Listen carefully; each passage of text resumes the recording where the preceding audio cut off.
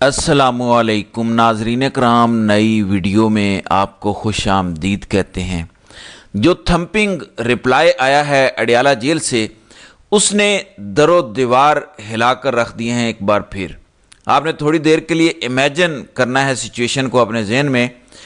40-45 centigrade हो, आप solidarity confinement में हो, एक ऐसी कैद कि किसी अमले को भी आपसे बात करने की इजाज़त ना हो, आपको किताबें तक ना मिली हों, आपके बच्चे दूसरे मुल्कों में हों और आपको बात तक करने ना दी जा रही हो। दूसरी जेल में आपकी अहलिया को डाला हुआ हो, उस पर भी तशद्दुद कर रहे हैं। आपके एक की बजाय 3-3 भांजे जेल में हों, बहनों पर कत्ल तक की FIRs करवा दी गई हों। उसके बावजूद वो शख्स मुलाकात में आता है तो सब कह रहे हैं कि वो बड़ा हशाश नज़र आया, पुरइत्माद नजर आया और 1 इंच भी पीछे हटने को तैयार नहीं है।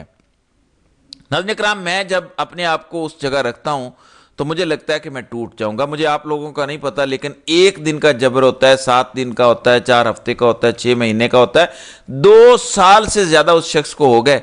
73 साल की उम्र, ये सब कुछ करना मामूली चीज नहीं है और इस कौम के लिए इमरान खान ये सब बर्दाश्त कर रहे हैं। अलीमा खान के जरिए जो मेन पैगाम मौजूदा को दिया गया है, उस पर मैं खास तौर पर बात करना चाहता हूं, ये जरा सुने।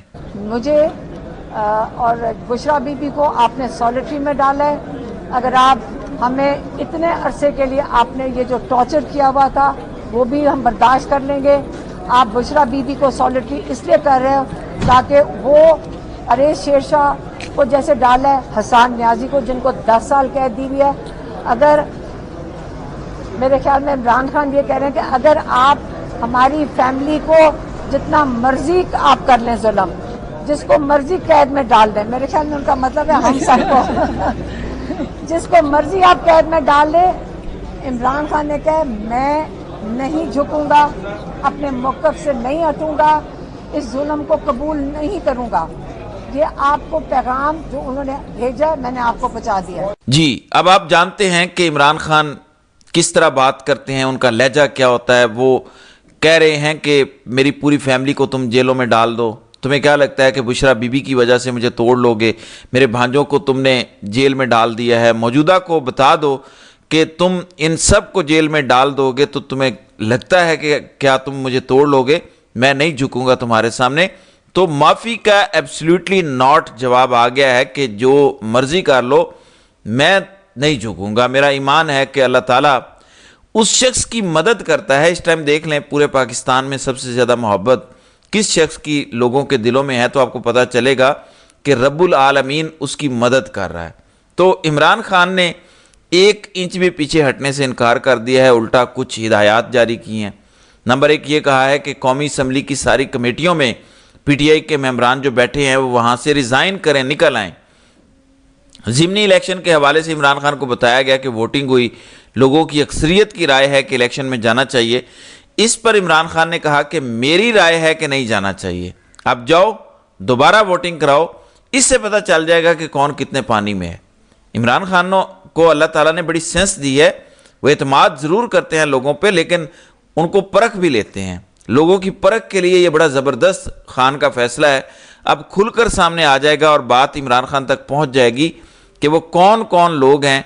जबकि इमरान खान का वाज़ेह फैसला आ चुका है कि मेरा ये फैसला है, तो वो कमेटी जो है, देखें कमेटी ने एक फ़ैसला किया। इमरान खान ने आज दोबारा कहा कि मैं नहीं चाहता कि ज़िमनी इंतखाबात में आप शामिल हों, ये मेरा फ़ैसला है। आप जाओ सियासी कमेटी में बात करो और जो फैसला सियासी कमेटी करेगी वो अगली मुलाकात में आकर मेरे सामने रखो और मैं फिर फाइनल डिसीजन दूंगा। आप समझ गए होंगे इसमें हिकमत क्या है। फिर इमरान खान ने एक और बात कही है, खैबर पख्तूनख्वा में जो ऑपरेशन हो रहा है किसी सूरत नहीं होना चाहिए, क्योंकि अवाम ने खैबर पख्तूनख्वा में जो PTI को वोट दिया था फर्स्ट टाइम, आपको पता है उसकी मेन वजह क्या थी? क्योंकि इमरान खान ड्रोन हमलों के खिलाफ मुसलसल लॉन्ग मार्चेस कर रहे थे। इमरान खान ने सलाला चेक पोस्ट के वाक़े के बाद फौरी तौर पे सप्लाई बंद करने के लिए एहतजाज शुरू कर दिए थे। खैबर पख्तूनख्वा के लोगों के दिलों में इमरान खान की इज़्ज़त इस वजह से बड़ी थी और शुरू से इमरान खान का ये मौक़िफ़ था कि इस जंग में हमें नहीं जाना चाहिए, ये अमरीकी जंग है, ये डॉलरी जंग है। और आपको पता है कि खैबर पख्तूनख्वा की अक्सरियत यही समझती है कि ये अमरीकी जंग है, ये डॉलरी जंग है। اگر اس جنگ کو دوبارہ مسلط کیا جاتا ہے اور عمران خان کے دور میں کیا جاتا ہے تو یہ بڑا خطرناک ہے. اس لیے گنڈا پور کو واضح طور پر اس جنگ کے مخالف کھڑا ہونا پڑے گا. یہ ایک واضح پیغام ہے. میں نے کل آپ سے کہا تھا، ابھی علیمہ خان کا پیغام نہیں آیا تھا، کہ عمران خان ایک ڈیموکریٹ ہے، وہ کوئی ایسا فیصلہ کر سکتے ہیں.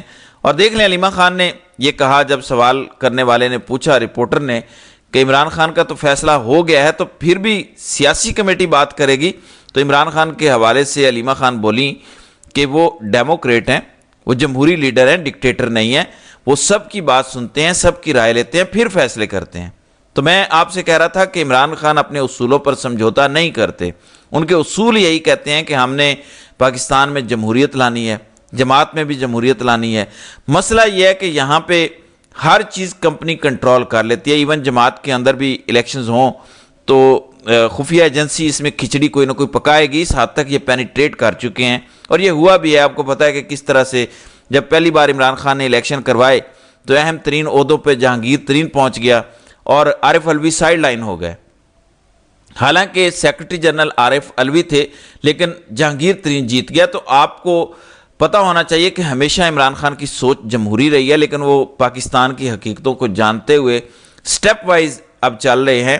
اور کہنے والے یہ کہتے ہیں کہ وہ اب بھی ہر روز یہی سوچ رہے ہوتے ہیں کہ جب میں اقتدار میں آؤں گا تو میں نے پاکستان کے مسائل کو ٹھیک کیسے کرنا ہے، میں نے اس ملک میں سرمایہ کاری کیسے لانا ہے، میں نے اس ملک کی معیشت کو کیسے اپنے پاؤں پر کھڑا کرنا ہے، IMF سے کیسے جان چھڑانی ہے، ہم قرضوں کی دلدل سے کیسے نکلیں گے، ڈالر کیسے ملک میں آئیں گے، عوام کیسے خوشحال ہوگی، تعلیم کیسے ہوگی، صحت کیسے ہوگی، انصاف کا نظام کیسا ہوگا.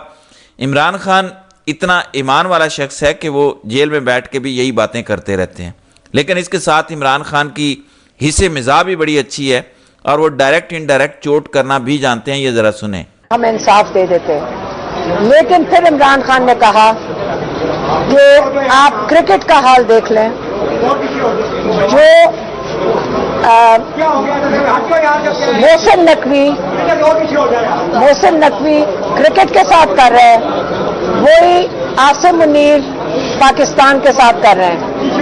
کیونکہ یہاں پہ حالات یہ ہیں کہ رول آف لا ختم ہو گئے. اس کے علاوہ ہماری میڈیا جو بڑی مشکل سے ایک لیول پہ پہنچی تھی، انہوں نے ایک ڈیولپ کی تھی، ایوالو کی تھی، اور پاکستان نے اپنی جگہ ایک بنائی تھی اور پاکستانی اپنی میڈیا پہ اعتماد کرتے تھے. یہاں کے ٹاک شوز پاکستان میں وہ کہتے ہیں کہ جو ڈرامے سے زیادہ ہمارے ٹاک شوز مقبول تھے. لیکن اب میڈیا کا یہ حال ہو گیا ہے کہ ان کے اوپر اتنی ظلم ہی ہو رہا ہے، ان کے اوپر بھی، اور ان کو اتنا کنٹرول کر لیا گیا ہے کہ پاکستانیوں کا اپنی مین اسٹریم میڈیا پہ اعتماد اٹھ گیا ہے. تو اس لیے جی ملک کا وہی حال ہو گیا ہے جو محسن نقوی کرکٹ کا کر رہا ہے. موجودہ ملک کا وہ حال کر رہا ہے. اچھی خاصی ٹیم جو نمبر 1 جا رہی تھی، جس کے ٹاپ کے پلیئر زبردست پرفارم کر رہے تھے، اس کا حال دیکھیں اب کیا ہو چکا ہے. تو محسن نقوی اور موجودہ جیسے لوگ کیونکہ نااہل ہیں، یہ جو کام کر رہے ہیں اس کے لیے کسی قسم کی یہ ایکسپرٹیز نہیں رکھتے، اس وجہ سے یہ حال ہو رہا ہے. دیکھیں جرنیلوں کی ایکسپرٹیز معیشت نہیں، بندوق چلانا ہے. جرنیلوں کی ایکسپرٹیز فارن ریلیشنز کو ڈیل کرنا نہیں ہے، دہشت گردی کے خلاف آپریشن کرنا ہے. تو اب بندہ اپنی ایکسپرٹیز کو چھوڑ کے دوسری جگہ جب ٹانگ اڑائے گا تو وہی حال ہوگا جو کرکٹ کا ہو گیا ہے. اور نتیجہ ہمارے سامنے ہے کہ پاکستان معاشرتی، اخلاقی، سیاسی اور معاشی طور پر تباہ ہو چکا ہے. آپریشن کے بارے میں عمران خان نے جو پیغام دیا وہ بھی ذرا سنیں. کہ وزیرستان میں جو آپریشن ہو رہا ہے یہ بالکل نہیں ہونا چاہیے. اس کے بڑے خطرات ہیں کہ ایک دفعہ آپ ایسا کام شروع کر دیں جس میں بے گناہ لوگ کولیٹرل ڈیمیج کی طرح ان کو سوچا جائے کہ کولیٹرل ڈیمیج ہے، اس کے یہ چیز رکے گی نہیں. اس کے بعد یہاں پہ حالات بہت خراب ہو جائیں گے. انہوں نے اس کے اوپر بڑا کنسرن شو کیا، بڑی تفتیش کا اس کے اوپر انہوں نے فکر مند تھے کہ یہ آپریشن رکنا چاہیے، کہ ایک دفعہ شروع ہو گیا اس کو بند نہیں کر سکیں گے. اور یہاں پہ جی وہ فکر مند تھے، انہوں نے تشویش کا اظہار کیا اور کہا کہ یہ آپریشن رکنا چاہیے. تو یہ کلیئر ہو گیا عمران خان چاہتے ہیں کہ یہ آپریشن رکے، کیونکہ پچھلے 22 سالوں میں جو انہوں نے کیا ہے اس کا نتیجہ کیا نکلا. ابھی دیکھیں بھارت نے پاکستان میں پانی چھوڑ دیا. پنجاب کا کیا حال ہے, پورا پنجاب سیلاب میں ڈوب رہا ہے. دریاؤں کے ارد گرد اونچے درجے کا سیلاب ہے, جبکہ ان کو پتہ ہی نہیں ہے.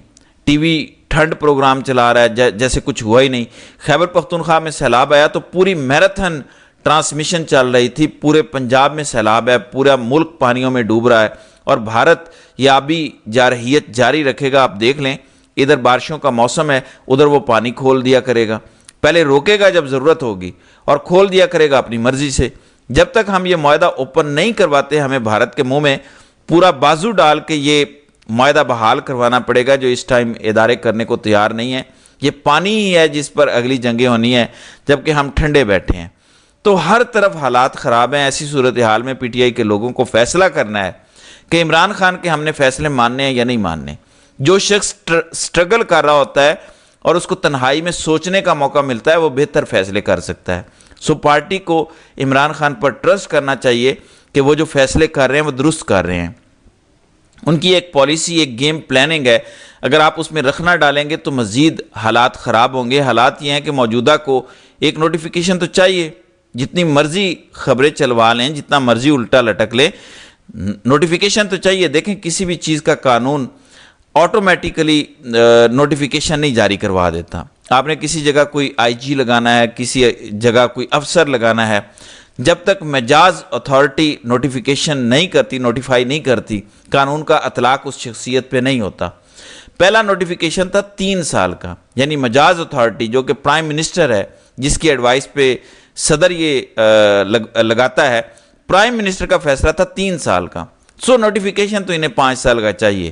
تو اب دیکھتے ہیں کہ آگے آگے ہوتا ہے کیا. تو ناظرین کرام, آپ کی اس ویڈیو کے حوالے سے کیا رائے ہے؟ آپ اپنی رائے کا اظہار کامنٹ سیکشن میں ضرور کیجئے گا.